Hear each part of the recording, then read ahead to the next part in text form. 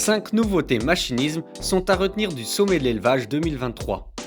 Numéro 1, les chargeurs frontaux U500 de MX équipent les tracteurs de 40 à 260 chevaux. Ces équipements, succédant au modèle U400, profitent d'un nouveau design et sont disponibles avec ou sans parallélogramme mécanique.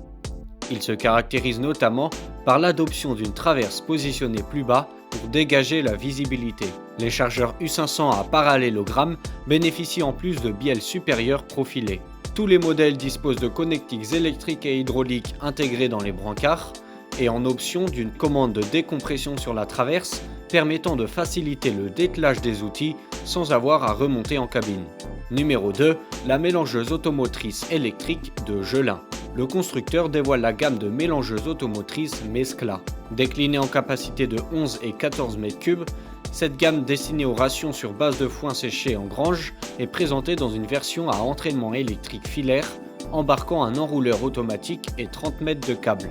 Mais elle sera par la suite proposée en version électrique à batterie lithium-ion et en motorisation thermique. Pourvue de 2 vis horizontales, elle intègre un système de pesée au chargement et au déchargement, des trappes de vidange à gauche et à droite, une roue avant motrice et directrice et une plateforme de commande avec volant.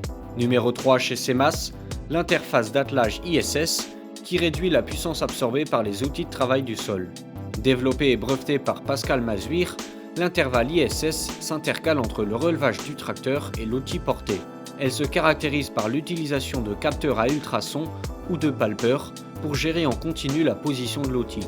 Fabriqué sous licence par la société CEMAS, l'ISS dispense ainsi de monter des roues de jauge et permet ainsi de garantir un meilleur report de charge de l'outil sur le tracteur. Cette spécificité permet notamment d'utiliser des tracteurs moins puissants à largeur de travail équivalente. Numéro 4, l'ouverture et la fermeture à distance des portes des bétaillères de Ponge. La société familiale Ponge présente une solution de porte de bétaillère télécommandée. Ce dispositif utilise un moteur électrique qui anime une pompe hydraulique alimentant les vérins actionnant les portes ou ceux du pont de chargement. L'énergie est fournie par une batterie 12 volts dont la recharge s'effectue durant le remisage grâce à un chargeur embarqué. En cas de défaillance électrique, une vanne manuelle permet de faire fonctionner le système à partir du circuit hydraulique du tracteur. Numéro 5, Machio Gaspardo dévoile sa nouvelle offre de matériel de fenaison.